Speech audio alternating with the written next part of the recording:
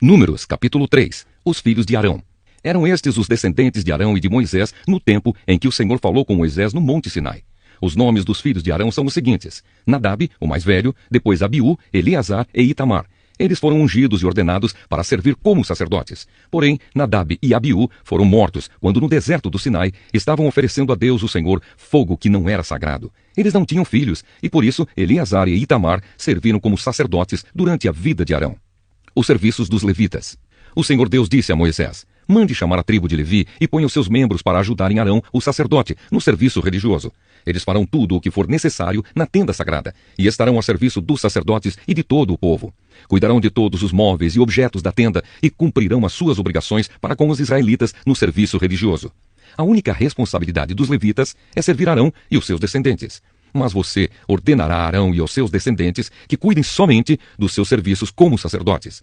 Qualquer outro homem que tentar fazer esse serviço será condenado à morte. O Senhor Deus disse mais a Moisés: os levitas agora são meus. Quando matei os primeiros filhos dos egípcios, eu separei para mim todos os primeiros filhos de cada família israelita e as primeiras crias dos animais. E agora, em vez de ter os primeiros filhos do povo de Israel, eu tenho os levitas. Eles são meus. Eu sou Deus, o Senhor.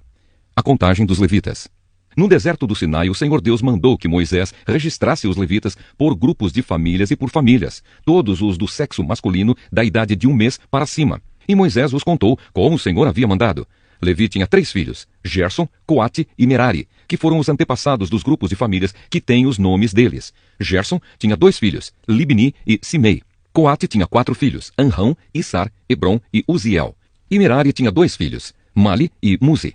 Eles são os antepassados das famílias levitas que têm os nomes deles. O grupo de famílias de Gerson era formado pelas famílias de Libni e de Simei.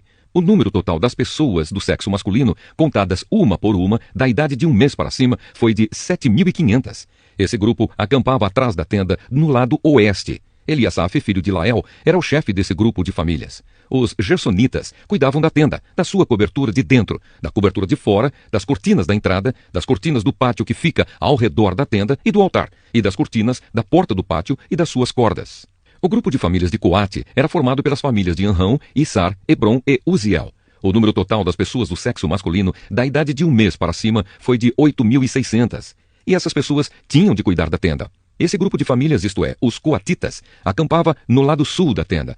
O chefe desse grupo era Elisafã, filho de Uziel. Eles cuidavam da arca da aliança, da mesa, do candelabro, dos altares, dos utensílios do lugar santo e da cortina da entrada do lugar santíssimo. Eles cuidavam de todos esses serviços. O líder dos chefes dos levitas era Eleazar, filho do sacerdote Arão. Ele era o chefe dos que faziam o serviço religioso no lugar santo. O grupo de famílias de Merari era formado pelas famílias de Mali e Musi. O número total das pessoas do sexo masculino, da idade de 1 mês para cima, foi de 6.200. O chefe do grupo de famílias de Merari era Zuriel, filho de Abiail. Os meraritas acampavam no lado norte da tenda e cuidavam das tábuas da tenda, das vigas, das colunas, das bases e de todos os seus utensílios. Cuidavam também das colunas que ficavam no pátio ao redor da tenda e das suas bases, estacas e cordas. Moisés, Arão e os filhos de Arão acampavam em frente da tenda no lado leste. Eles cuidavam dos serviços religiosos no lugar santo para o povo de Israel. Porém, se qualquer outro homem tentasse fazer esse serviço, devia ser condenado à morte. Como o Senhor havia ordenado, Moisés e Arão fizeram uma lista de todos os levitas do sexo masculino da idade de 1 mês para cima, conforme os grupos de famílias. O total foi de 22.000. Os levitas ficam no lugar dos primeiros filhos.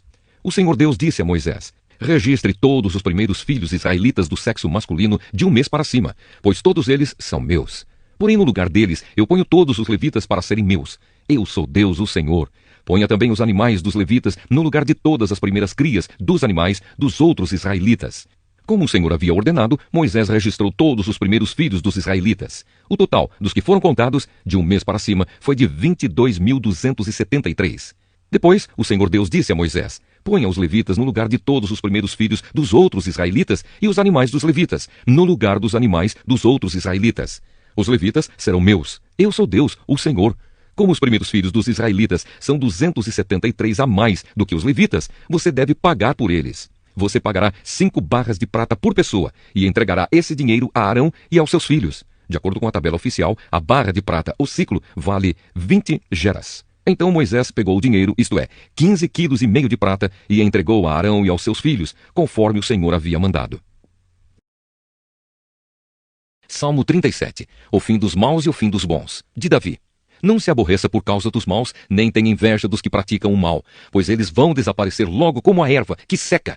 Eles morrerão como as plantas que murcham.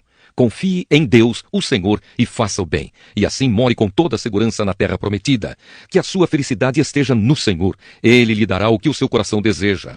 Ponha a sua vida nas mãos do Senhor. Confie nele e ele o ajudará.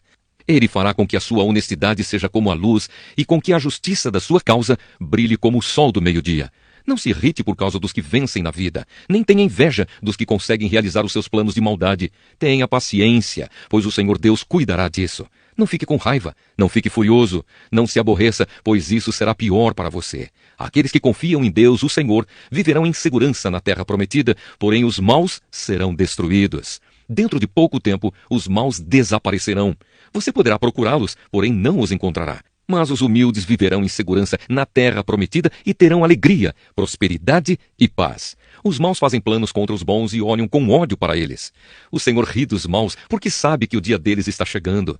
Os maus puxam da espada e curvam os seus arcos para matar os pobres e os necessitados e para assassinarem os que são honestos. Mas os maus serão mortos pelas suas próprias espadas e os seus arcos serão quebrados. É melhor o pouco que os bons têm do que as riquezas de muitos maus. Pois o poder dos maus acabará, mas o Senhor protege os bons. Todos os dias o Senhor cuida dos que são corretos. A terra prometida será deles para sempre. Quando os tempos forem difíceis, eles não sofrerão e terão o que comer em tempos de fome. Porém os maus morrerão. Os inimigos de Deus, o Senhor, desaparecerão, como as flores do campo sumirão como a fumaça. Os maus pedem emprestado e não pagam, mas os bons são generosos em dar. Aqueles que são abençoados por Deus viverão em segurança na terra prometida, mas os que ele amaldiçoa serão destruídos. O Senhor nos guia no caminho em que devemos andar e protege aqueles cuja vida é agradável a ele. Se eles caírem, não ficarão caídos, porque o Senhor os ajudará a se levantarem. Fui moço e agora sou velho, mas nunca vi um homem bom abandonado por Deus e nunca vi os seus filhos mendigando comida. Ele sempre é generoso em dar e em emprestar, e os seus filhos são uma bênção. Afaste-se do mal e faça o bem, e você sempre morará na terra prometida, pois o Senhor ama aquilo que é direito e certo e não abandona os seus servos fiéis.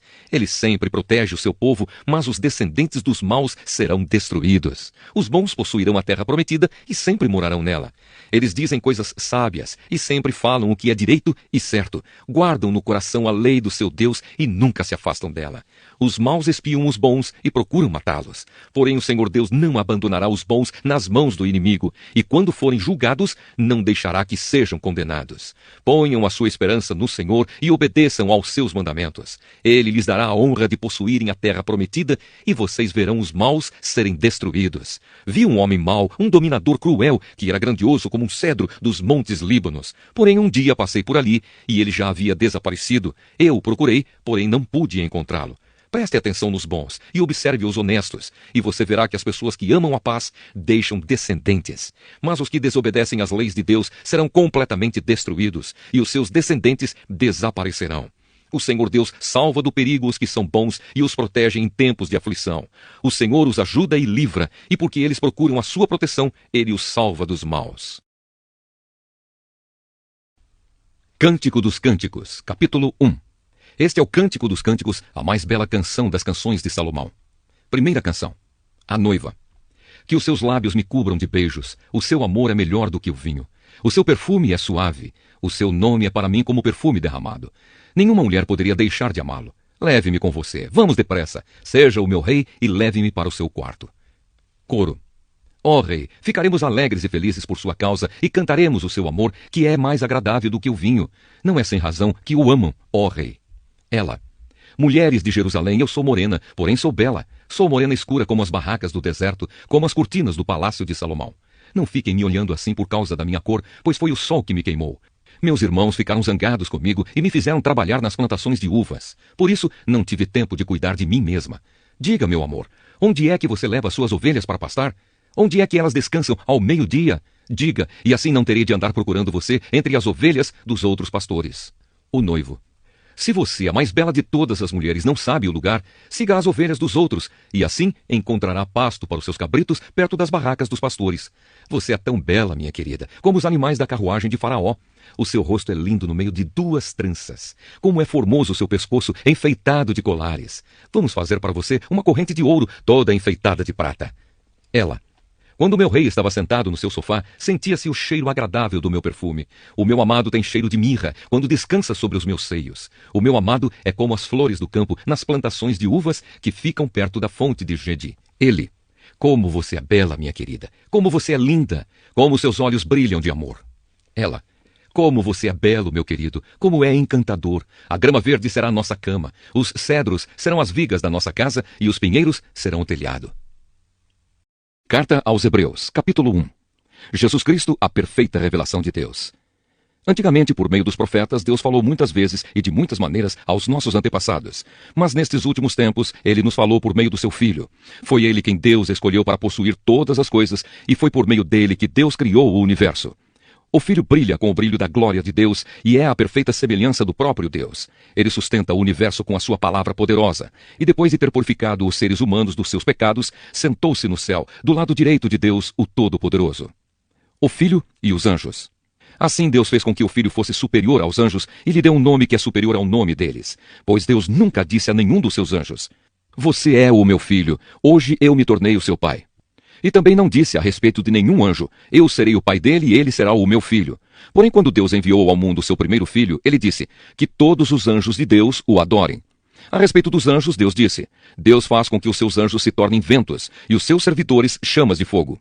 Mas a respeito do Filho, ele disse: o teu reino, ó Deus, vai durar para todo sempre. Tu governarás o teu povo com justiça. Tu amas o bem e odeias o mal. Foi por isso que Deus, o teu Deus, te escolheu e te deu a alegria de receber uma honra muito maior do que a dos teus companheiros.